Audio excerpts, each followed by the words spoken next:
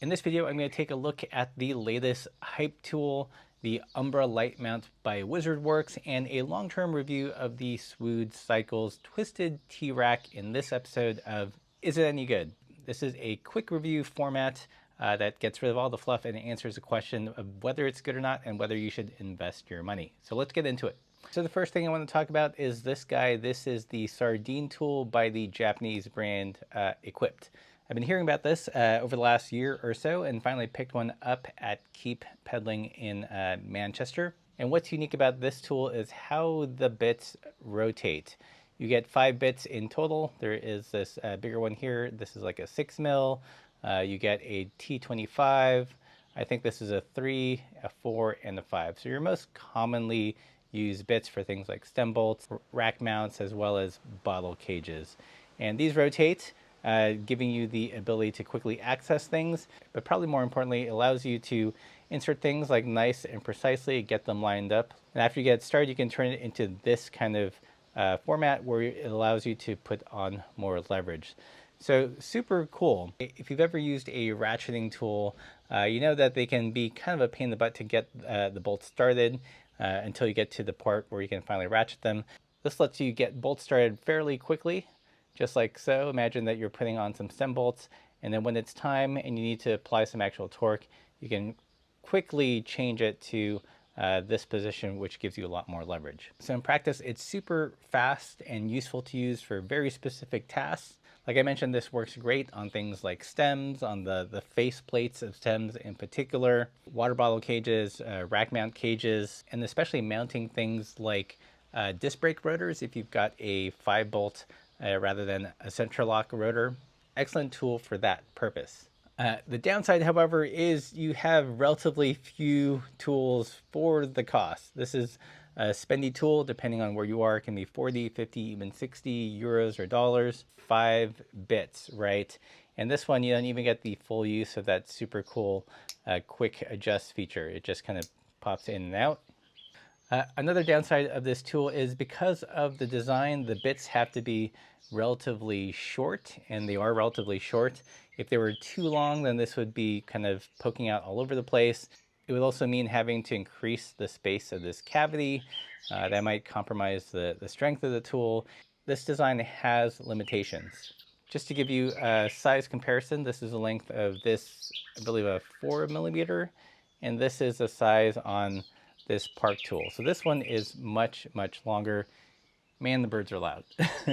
And really, because of this, although this is an awesome tool, if I were going to go on a longer bike packing trip or just a road trip in general, I would still carry this tool as well, because there are certain things on the bike that are much easier to access with this Park tool. A good example are recessed rear derailleur bolts. Those tend to require a longer bit, and this will do it.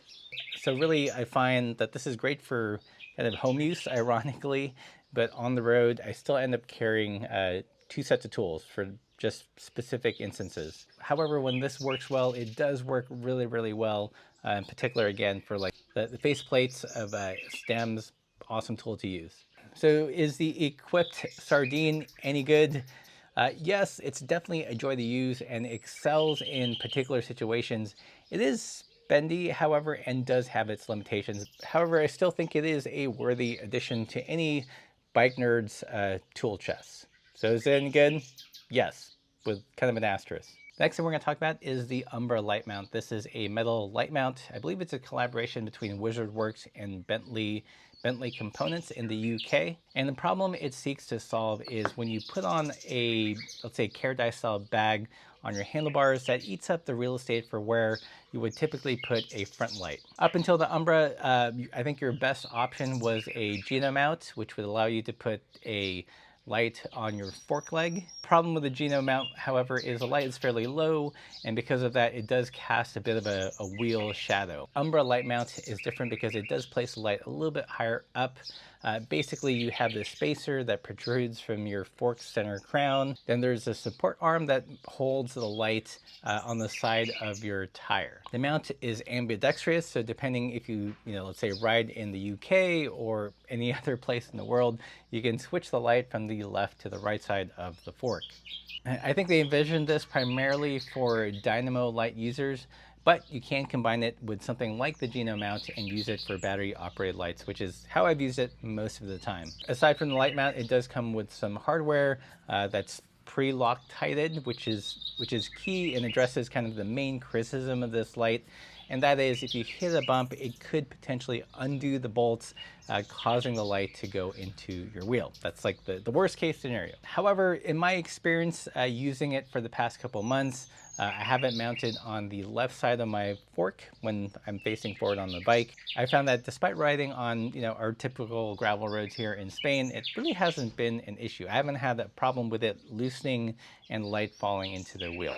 I think if you're super paranoid, you could add more thread lock and maybe a split ring washer just to add more tension and to make sure that it doesn't come undone. I guess the big question is, does it solve the problem of light mounting when you've got, a bag on your handlebars? The answer is yes. I do find that the lighting is a little bit better than just with the Geno mount, which tends to cast a bigger wheel shadow. There is a bit of a wheel shadow, especially depending on the size of your wheel and tire. And just kind of the orientation of your fork and everything. But in terms of an off-the-shelf solution, it works pretty well. The price is a little steep for what you get. You could probably jury rig something for a lot less if you had the tools and the parts. But for an out-of-the-box solution that solves a very specific problem, I think it's pretty good. And lastly, I wanted to revisit the Twisted T-Rack by Swood Cycles in Virginia. This is a very minimalist rack, if you can call it that. It's more of like a decaler or a bag standoff. Again, you would use this with any kind of handlebar mounted bag. So things like a Caredice bag, or even those bike packing sausage rolls, anywhere where you would want to replace a foam spacer with something a little bit more robust and effective, in my opinion. Curious about the history of the Twisted T-Rack, he outlines it on the website. Basically, I used the very first generation. That's what's still on Laura's bike. This is the slightly more refined, newer generation, the version 2. It's got a little cleaner chamfered edges on the spacer, so it's supposed to be carbon fork friendly, but essentially the design is unchanged. I've tried several things. I tried to accomplish this, things like jack the rack, more robust bag support from Tim Taz Rec, and out of all of them, this seems to be the lightest and the most elegant and the most minimal, if that's what you're looking for. If you don't need a bottom base to kind of support the bag from below, but just need to push it off of your head tube, then I think this is still by far the best solution. So short and sweet, is it worth it? Absolutely. Currently, it's not in his store. I don't know if he's changed his model and he just produces them in batches for distribution, or if he still sells them on the website.